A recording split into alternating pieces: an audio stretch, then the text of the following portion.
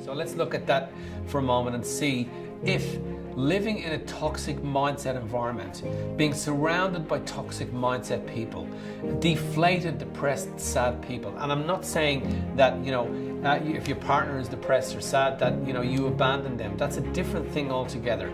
I'm just talking about people with a broken mindset. A mindset that is not aligned with greatness, aligned with awesomeness, aligned with magnificence, aligned with creating and being something else and being somebody and somebody greater. Is that possible? There was a couple of great experiments, and experiments, by the way, are proof that the science works. So from an experimental perspective, we should not ignore the news. This is the news. This is the BBC News at 9 o'clock. This is wake up everybody. This is happening. That's what it's all about. So Leonard Libovici came along, and he was an experimentalist, but Leonard Libovici was the head of the Rabin Medical Center. What he done was, he decided to see if collective thinking, so people with a mindset around other people, could affect other people. So over a period of a couple of years, he had 3,300 people who came to his hospital, and they'd all contracted sepsis. So sepsis is a hospital-bound infection, and sepsis can kill you, or the recovery can be very, very long. So it's an infection that we can get in hospital.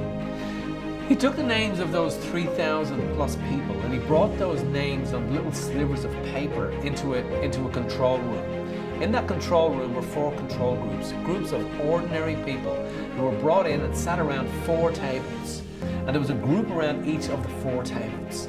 He took the names of these 3,000 people who were in hospital and had suffered from sepsis, and he dropped them into a pot.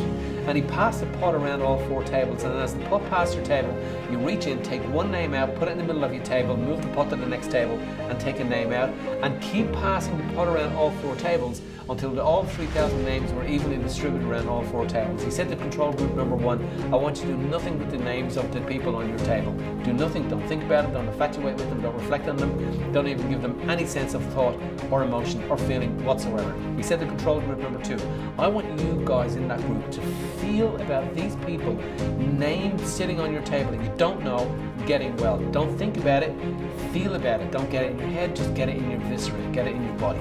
He said to control group number 3, I want you to think about these people getting well, but don't feel it in your body. Just think about it and don't feel it. He said, he went to control group number 4 and getting very excited. He went to control group number 4 and he said, I want you group to feel and think and really get it in your neurology and really get it in your biology and get the feeling and the thinking of these people named on your table getting well and recovering from sepsis. And do you know what happened? That of all of the control group number 4 had lesser fatality, faster recovery, shorter hospital stay than any of the other groups. And do you know that the people who done the experiment, so the researchers who done the experiment didn't know the people who were in hospital, and the people in the control group didn't know the people who were in hospital. And do you know that that study was done 10 years after those people had left hospital? So therefore, it started to come about through Leonard Libovici and other great experimentalists at the time that the collective thinking of people was having an effect not only on the present and the future, but on the past. And that's how powerful our mindset is. That's how powerful our emotions are. Because the mindset came into play with those people in control group number 4 as they reflected on that. There's another great experiment that was done as well. Sorry, it wasn't so much an experiment, it was research that was done. So what happened was, when the 2 planes hit the Twin Towers, all those years ago, there are satellites around the Earth. They're called GOES, Geo-Electromagnetic Observational Satellites, GOES. There's 10 of them. 2 of them, GOES 8 and GOES 10, sit at opposite polars of the Earth to each other, and their job is to measure the electromagnetivity of the planet. Now that helps us to predict climate and climate change and weather control and so on, because electromagnetivity of the planet affects the climate. If it gets too high, we get too hot and we all burn to death. If it gets too low, it gets too cold and we all freeze to death. So they use this as a measuring tool to predict climate. As the planes were hit those 2 towers all those years ago, the electromagnetivity on the planet increased to a level of great concern.